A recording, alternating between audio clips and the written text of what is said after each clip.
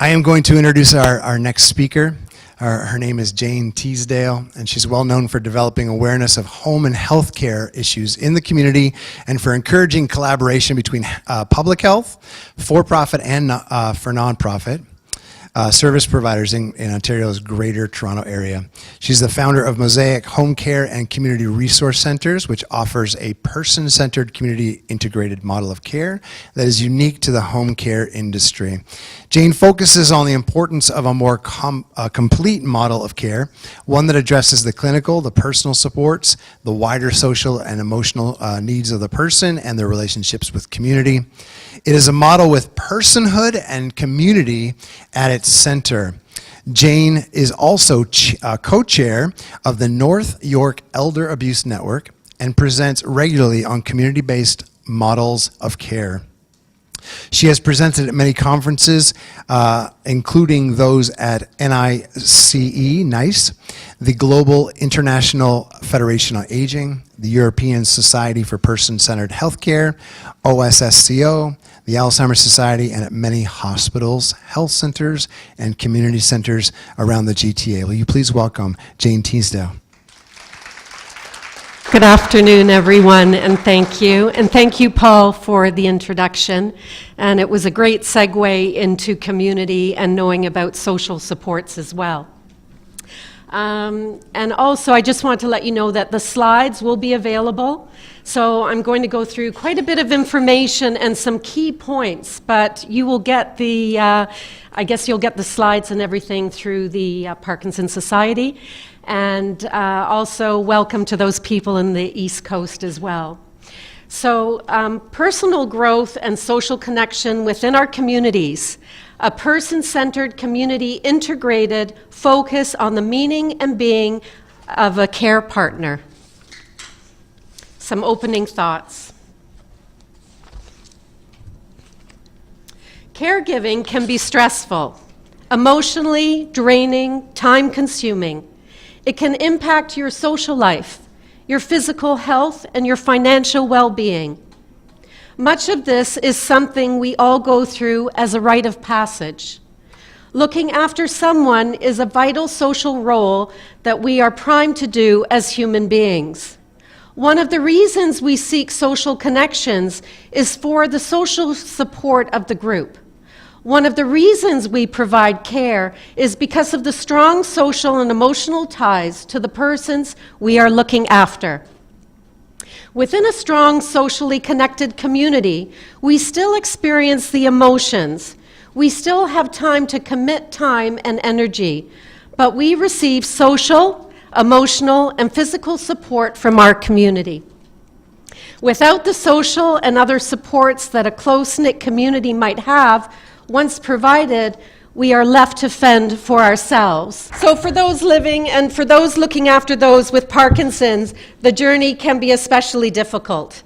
The disease is complex, can progress for long periods of time, and for many may have pronounced social and emotional consequences that outweigh the more obvious symptoms of the disease. What happens to the person living with Parkinson's impacts the care partner. Inability to perform daily tasks, the loss of identity, and compromised social participation directly impacts the care partner. The Parkinson's community is a small one. While it is strong enough to provide education, guidance, and emotional support, it may not be big enough to provide the necessary social supports that looking after someone with Parkinson's in the latter stages of the disease may require. Our health system still focuses too much on the clinical, on the patient, and too little on the person. There remains too little guidance and supports on the social and emotional needs of persons, both those living with the high support needs and those looking after them. Our communities remain underdeveloped and unprepared for caring. We need to move from a patient-centered system to a world which values all of us as a persons of being and meaning in the community. Good morning, good morning, good afternoon now. My name is Jane Teasdale. I am the Business Development Director and founding partner of Mosaic Home Care and Community Resource Centers. I am here today to talk about how we can address the social and emotional needs of persons, the importance of meaningful conversation, social networks, and strong communities for those in caring relationships. I am not here to talk about the medical, the illness, or the disease. I am here to talk about your being, your meaning, and your community. I will discuss the importance of personal growth and social connection, loneliness, how to ease out of it, and social networks. I will discuss the importance of meaningful conversation in developing social connection and identity. I will be talking about community, community supports, and the mapping of opportunities for social and emotional connection in your local areas.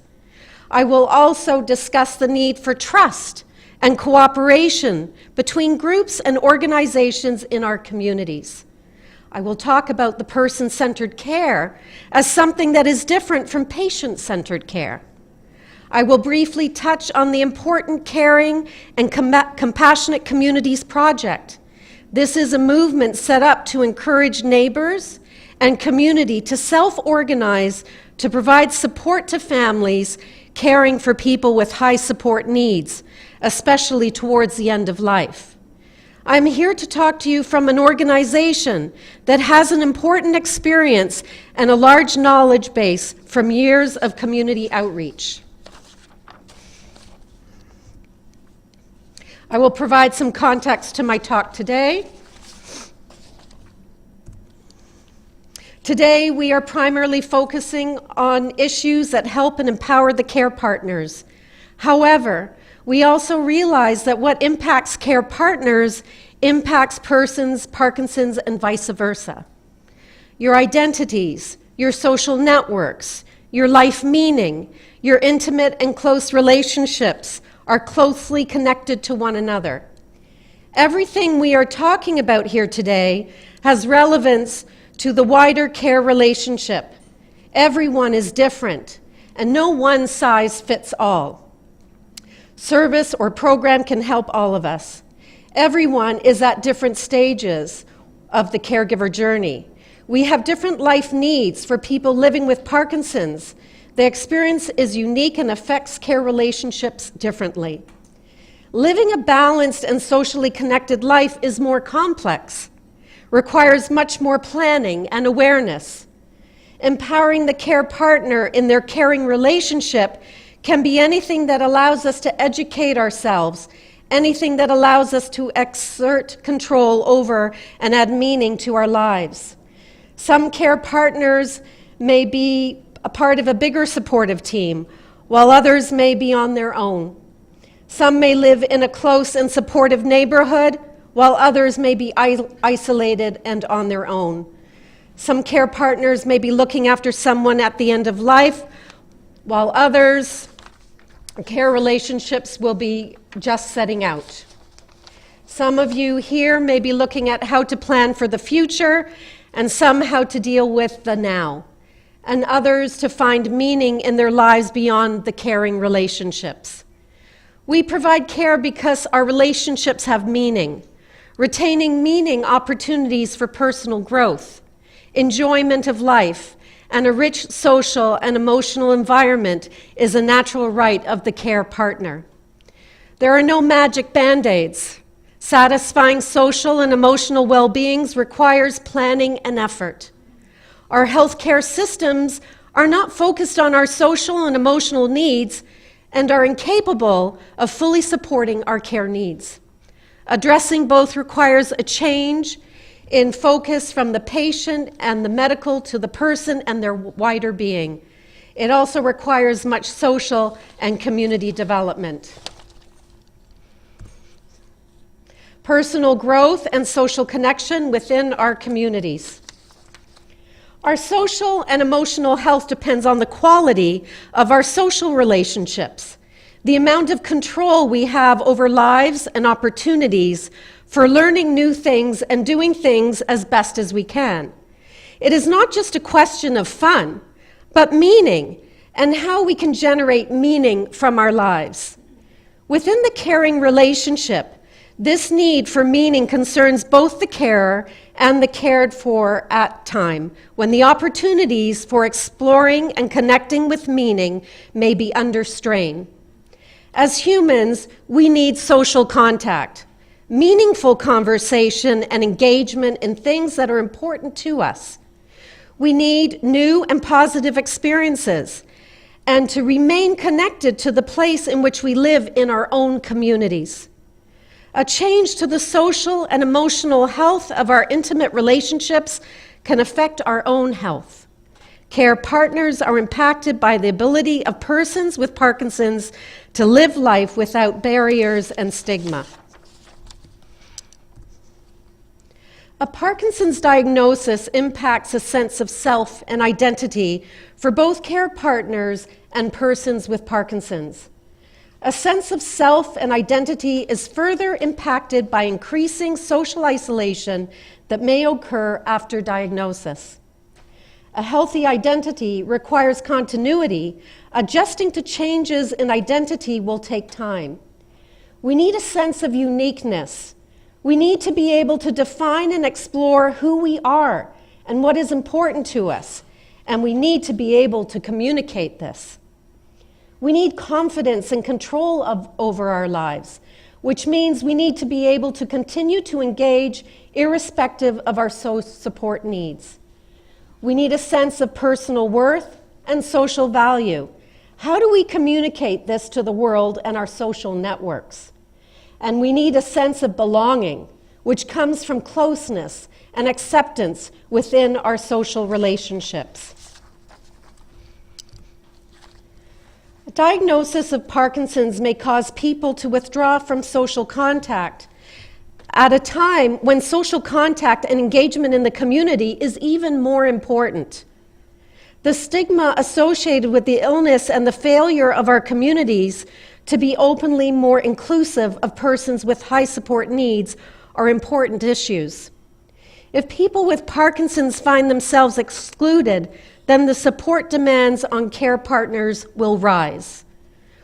While we do not fully understand how Parkinson's impacts mental health, we do know that social isolation and loneliness is a cause of depression and further social withdrawal, and can itself impact mental health. Part of the care partner's well-being is therefore dependent not just on their own social networks, but the social networks of those with Parkinson's. This responsibility cannot just be on the heads of the care partners. Maintaining social networks takes time and effort. If you're looking after social needs of two persons and are becoming more and more engaged in personal care and supports, both of the social networks of the care partner and the persons with Parkinson's risk decline. So how do we as a society counter this? Part of the solution is a greater focus on our inner values and inner beings and less on outward physical and cognitive abilities. This relates to getting rid of stigma and barriers to social inclusion. This is addressed by greater focus on effective communication that is sensitive to the needs of those with Parkinson's. The other part of the solution is to create more caring and connected communities. The late John Cacioppo said that social species do not fare well when forced to live solitary lives, and the lonely individuals see the social world as a more threatening place. Expect more negative social interactions, and remember more negative social information. The science behind social connections is relevant.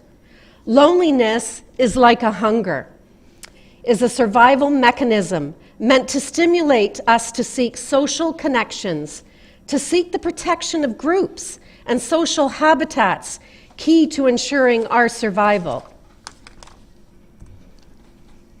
There are three dimensions to loneliness.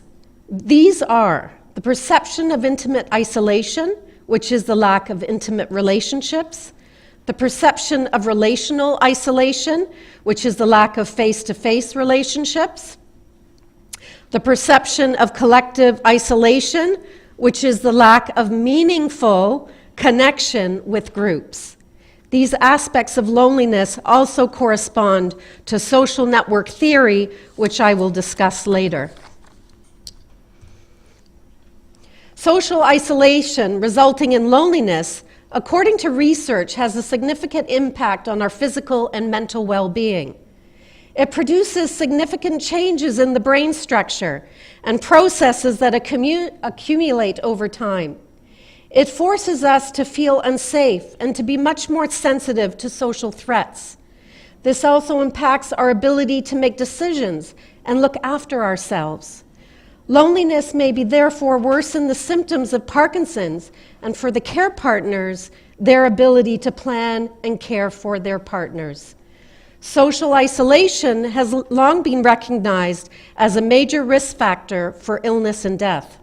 Its impact is comparable to smoking and alcohol consumption and exceeds that of physical inactivity and obesity.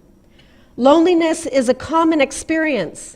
As many as 80% of those under 18 years of age and 40% of adults over 65 years of age report being lonely at least sometimes, and this is US data. We derive social networks and meaning from our interests, our work, our hobbies, contact with nature, our spirituality, our sexuality, creativity, personal growth, control, and independence. For care partners, the lack of social interaction and social supports can be much more significant. Loneliness is contagious. A lonely person with Parkinson's may impact the care partner's social network. Social withdrawal risks further social withdrawal. Social withdrawal puts higher demands on care partners. Higher demands on care partners reduces their social interaction. Reduced social interaction reduces the opportunities for social supports. We need to break the cycle. So I really like this slide because this is how to ease out of loneliness. And this is from the late Professor John Cacioppo. Had many interesting things to say about loneliness. It is a myth that poor social skills cause loneliness.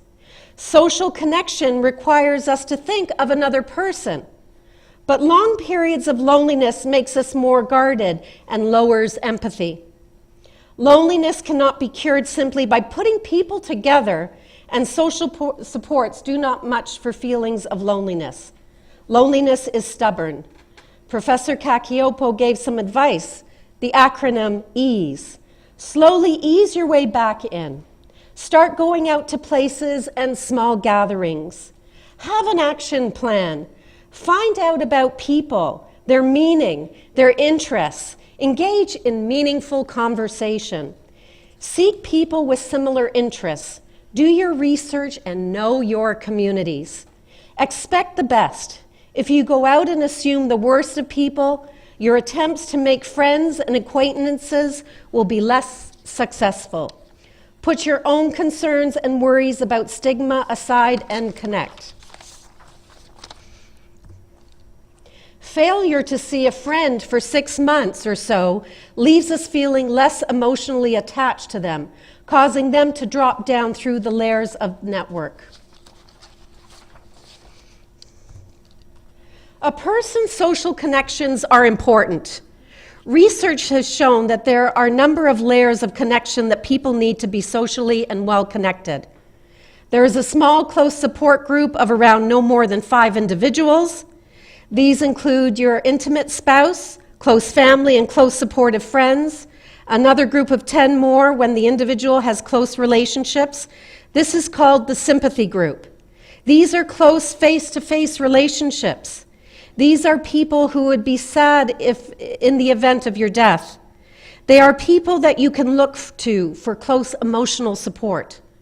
Affinity groups, which add another 35 people, these are people who you connect with as part of a shared interest or common goal, and will be people you meet at social events and hobby groups. Research shows that women are more likely to need face-to-face relational contact and men more likely to need collective group contacts. It may also mean that a woman's networks are more likely to continue to personal support in the care process, and men with Parkinson's more likely to experience social isolation through lack of engagement in group activities. And a further 100 people with whom an individual may interact loosely with over time.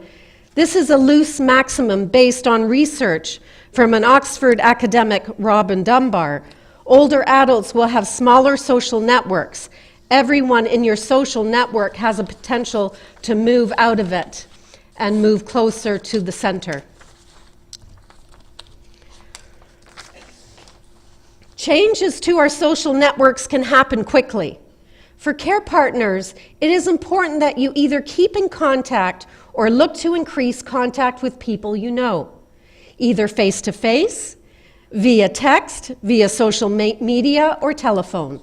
Try to remain engaged with neighbors, community, and groups, and take advantage of new opportunities. A good exercise is to map or record your social networks. Who is intimate? Who is close and supportive? Who do you engage with only in terms of interest, but are not especially close? Who do you know but see rarely and infrequently? Who did you used to know? Can you reconnect? Where are your opportunities for connecting with both new and existing people? Having an idea of your social networks and how they are changing over time will allow you to connect and touch base with people who might be dropping off of your social network. Whoops. Do not ignore your immediate neighborhood. Some research into social media contacts shows that 50% of contacts come within a 1 kilometer radius. So your local neighborhood may be more important than you think. How many people do you know on your street and in your walkable area? What events, interests, and activities take place there on a regular basis? Feedback from our own community focus groups suggests that many neighborhoods are not closely connected. We need to change this. People you are close to that live close to you and are very important parts of your support group. The benefits of social supports are clear. They help reduce stigma, depression, and anxiety, and are supportive of emotional well-being and communication. The research also confirms that there is a lack of research on how to best promote social supports for people with Parkinson's and their caregivers. The Parkinson's community cites a general lack of support for social and emotional issues. Your social supports provide you with fun, with meaning, with identity, and with emotional support, as well as in and around home. They are vital to health and well-being to the care team, but maintaining social networks is not easy as it seems. We suspect a need for mentoring, coaching, planning, and guidance. So on your tables, I did leave you something, how lonely are you? And you can certainly take them home. How lonely are you? This is a short form questionnaire taken from the UK's What Works? Well-being Guide to Loneliness. How often do you feel that you lack companionship? How often do you feel left out? How often do you feel isolated from others? How often do you feel lonely? And What Works Well suggests that you keep track of changes and your answers. Well-being is associated with less time being spent alone, more time talking to others, less small talk, and more substantive communication. Conversation is the door to our identities, our self and our values. Conversation is a way of expressing our inner meaning, of connecting people, and of engaging with meaning of others. How often do you get a sense of vulnerability, of openness, honesty, an opportunity to explore your identity and to communicate meaningful human experience or moments. People with Parkinson's and those caring from them are more likely to be experiencing difficult and emotional circumstances. The ability to express emotional loneliness is important to health and well-being. We can all connect with this.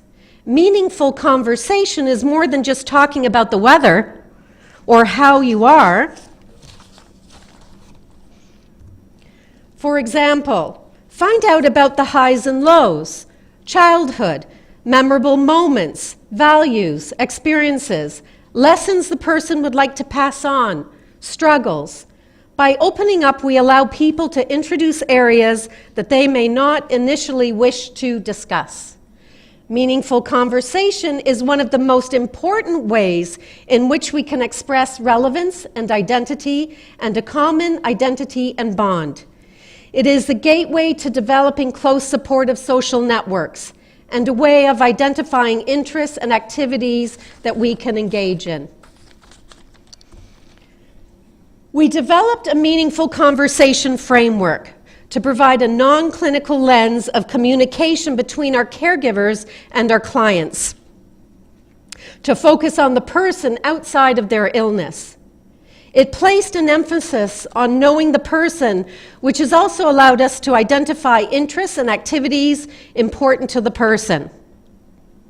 We encourage families and friends to use our framework. Meaningful conversation is an important skill to both reconnect and form new social connections. We should all be practicing meaningful conversation.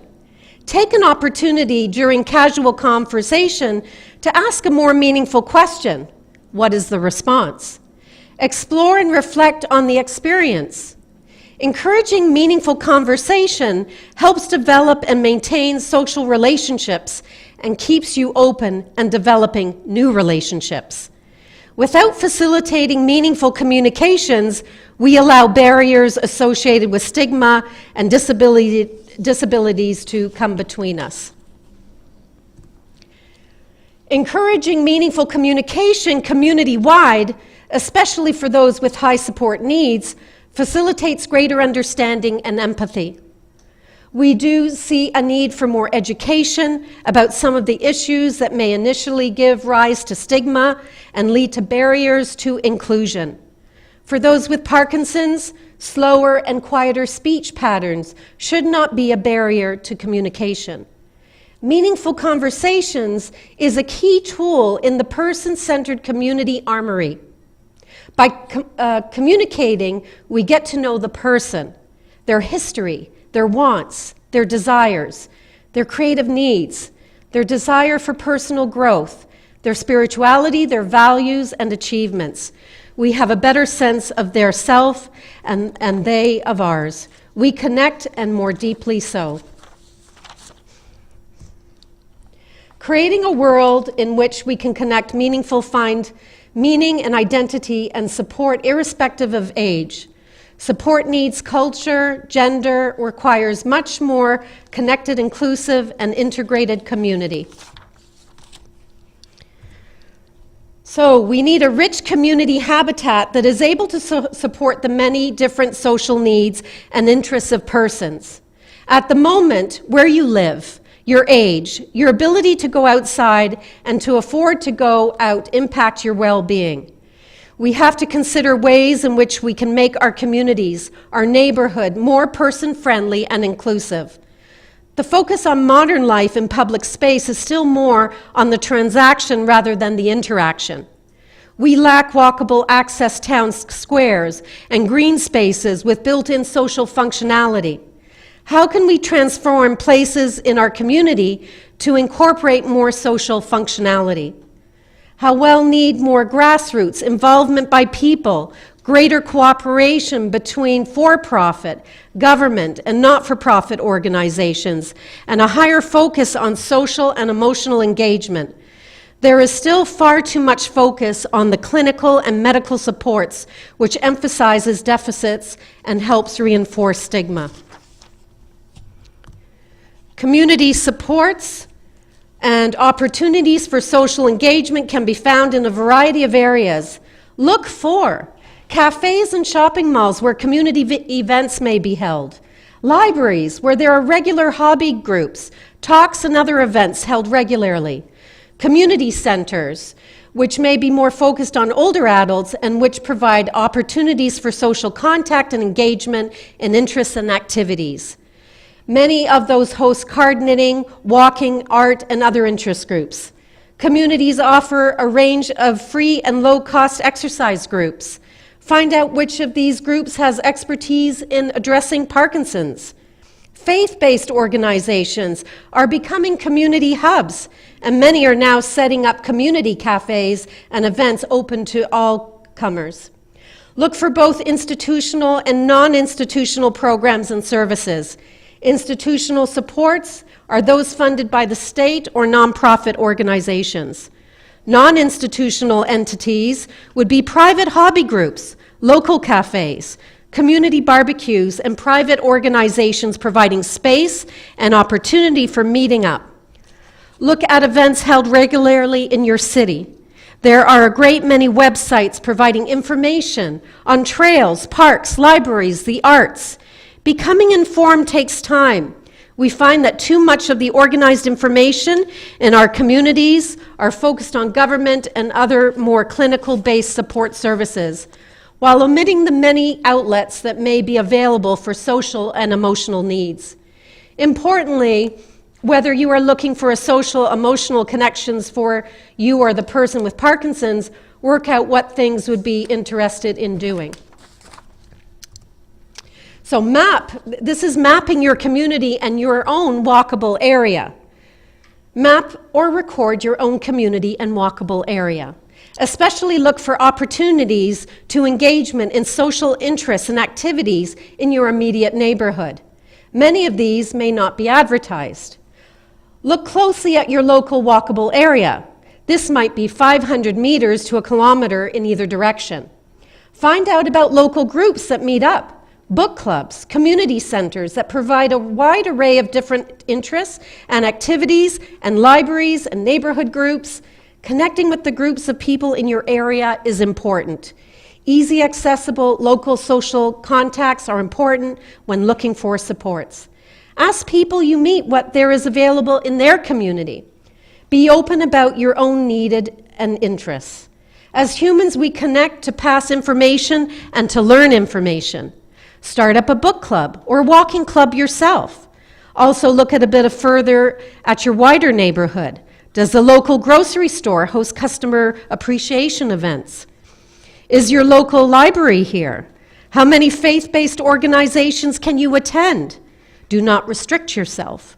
Once you have mastered your own neighborhood, then why not see what the wider town or city has to offer? By mapping, we mean recording information on resources in your own community. You could print out a map and note where all of these are located.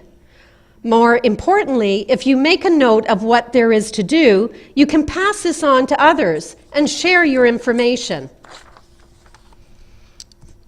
If you are looking for places to go to with a person with Parkinson's, you might want to find out what their person-friendly policies are. I think a lady had mentioned about calling a restaurant. I mean, that is a great tool to do. How friendly are the groups? Are they sensitive and educated over Parkinson's? What is their makeup? What are their interests? Many people with Parkinson's do not want to be labeled as dependent and want to continue to connect and contribute. Look for volunteer opportunities. Look for interests and activities where both of you and the person you are caring for can take part in. We see many people who society might classify as frail and incapable performing important functions in their community. We come across many active couples where one of the persons is living with Parkinson's. If you are lonely or isolated and want to ease into social connection, we would recommend that you look for programs which are small, where our active participants is voluntary, where the event is of practical use to you and which is inclusive. At our community events, We will have a mix of age groups, people living with Parkinson's and dementia, their care partners, people with mental health issues, stroke, and people with no specific health issues. Our experience suggests that people who go to community events are more open and understanding and willing to help ease social engagement. Many of those who attend our events also end up joining other groups from contacts made. We also have experience of people who start off feeling socially ill, at ease, who are transformed by the friendly environment. We see a need for more local organizations, better use of community space, and less intimidating environments. Everyone who attends a community event has a connection to other people. Just by opening up yourself and turning up to an event, you have the potential to meet many others. We design our mix of community outreach events to allow for a wide range of different groups.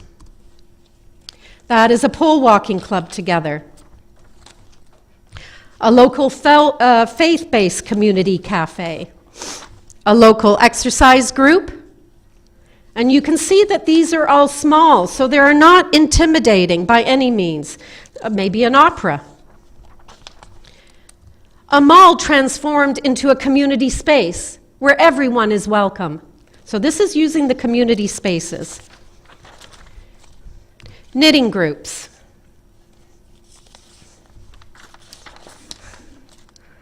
Trips and places in the wider community. Some other health and fitness events.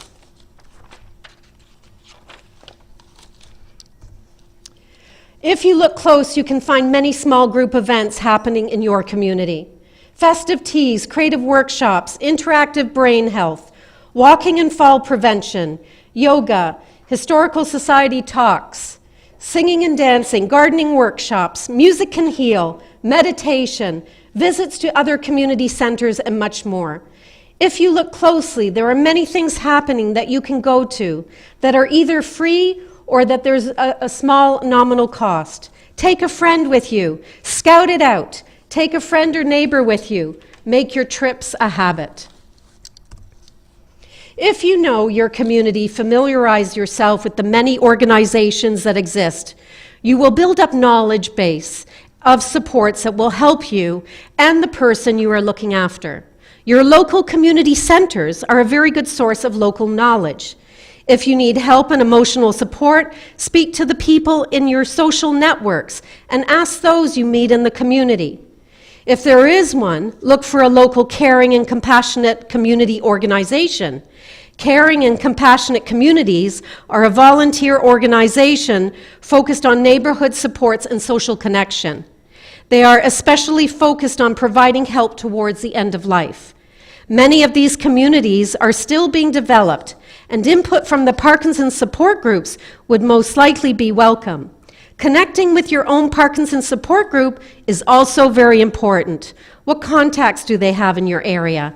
How active is the support group outside of the meetings? Let us just recollect some of the main points from our community section. Map your local area. Keep track of your social networks and keep track of people within them. Know your interests and activities and what you would like to do. Keep an up-to-date what is happening in your local community and make engagement a habit. When a learning moment arises, be an educator and advocate for the Parkinson's community.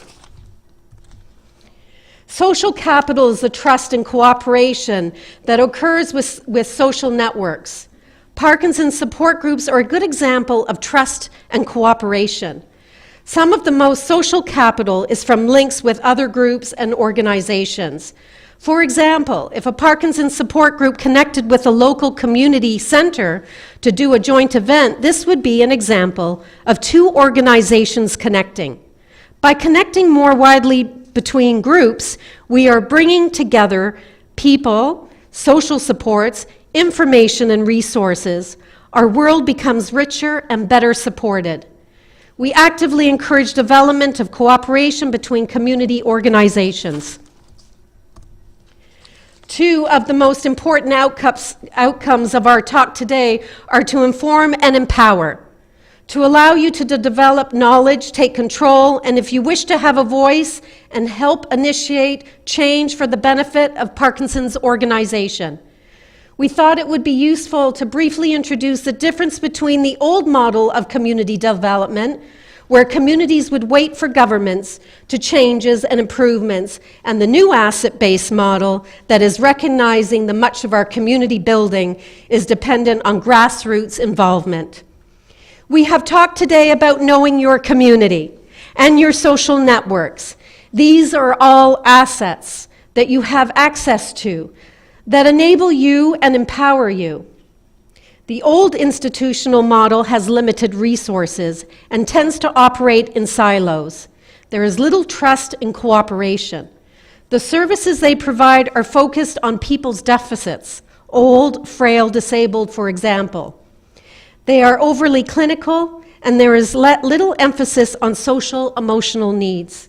Many of the services and supports are in the larger community centers that tend to be some distance from walkable neighborhoods and tend to be intimidating for some. And the new asset-based model, here the resources are limited, and use is made of everyone's social networks, and there is a wide cooperation across the society. There is much better use of community space. It is focused on what people can contribute and is enabling it has social focus and inclusiveness. Caring, compassionate communities.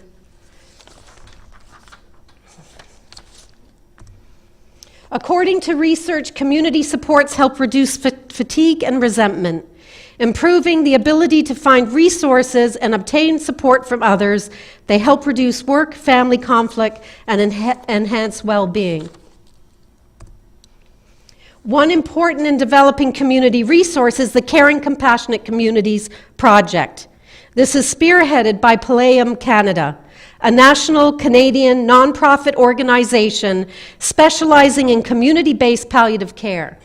The Caring Compassionate Communities Project is attempting to get communities, friends, neighbors to help with individuals and families receiving palliative care and/or at end-of-life care. Part of its remit is to encourage discussion of end-of-life and death as a social event rather than a medical event. It recognizes that death and dying is a social event, and one where the supports of the family community working together is important. We feel that not only through community and social network support can the higher support needs of many Parkinson's care relationships be adequately met. I'm just going to touch on person-centered care. You cannot treat the body without caring for and understanding the mind. We cannot reduce the person to the disease. To do so ignores their social and emotional needs. When we can do nothing for the body, we still continue to have responsibility to the person, their being, and their meaning. Person-centered care recognizes the influence on health extendable beyond the task-based clinical focus of modern healthcare. Knowing the person is important. The social, spiritual, emotional, cultural, environmental, and financial issues of all impact health. Holistic person-centered care recognizes the importance of care partners and the family caregivers, not just in terms of the help they can give, but their need for social and emotional support. Person-centered healthcare should focus on your social and emotional needs, in addition to the clinical symptoms that medication addresses. Most of these symptoms can be addressed by medication or by surgery. They lie outside of the clinical area. One of the most important aspects of person-centered care is that the communication is with the person and not the patient. Person-centeredness is also about inclusion and a shared common humanity. Empathy and meaningful communication lies at its heart. We believe that the provision of home care should be person-centered. By person-centered, we mean that communication by caregivers and the person with Parkinson's should include meaningful conversation sensitive to the wider model, emotional and spiritual needs, as well as their many relationships with place and people. Meaningful conversation acknowledges that the person is not defined by Parkinson's or their physical and cognitive limitations. Where private home care is being provided, we also recommend that consideration be given to organizations that train caregivers and their client services support in the importance of person-centered care service provision. A firm will need to be able to engage with the person with Parkinson's in meaningful activities and interests, and where possible to take part in activities that keep the person connected to their communities. Where possible, home care provision should look to maintain the intrinsic capacity of persons with Parkinson's and be sensitive to those areas and activities they wish to continue and perform. So some of the takeaways are remaining socially connected and engaged within your community. It is important to those in the caring relationship. Keeping socially active and connected becomes more difficult as the disease progresses, so plan early. Be aware of your local community, its resources, its clubs and opportunities for engagement. Build your social networks and keep a close eye on the social contact of both care partners and persons with Parkinson's. Pay attention to your local walkable neighborhood. Be as active as you can. Identify community assets and persons you could call upon to provide social and emotional support if needed. Be familiar with community services and supports that you might need for support in the larger stages of the disease. Practice meaningful conversation at every opportunity. Be open and expect the best from people. Pay extra special attention to the community organizations, such as caring and compassionate communities, and do not be afraid to ask for help when you need it most. There are so many other areas of caregiving and planning processes that we have not covered here today. And I just also want to make note that there are, again, many organizations out there to help families. And again, you can also go on the internet, but I think keep connected to the Parkinson Society. Find out again what's in your neighborhood. So maybe that's your homework, is sort of drawing a little map, seeing what things are in your neighborhood, what are walkable. Is there a church group that is running different programs, or Parkinson Society running support groups? And then that will sort of help you figure out your community. And I just want to say thank you very much for listening. Thank you.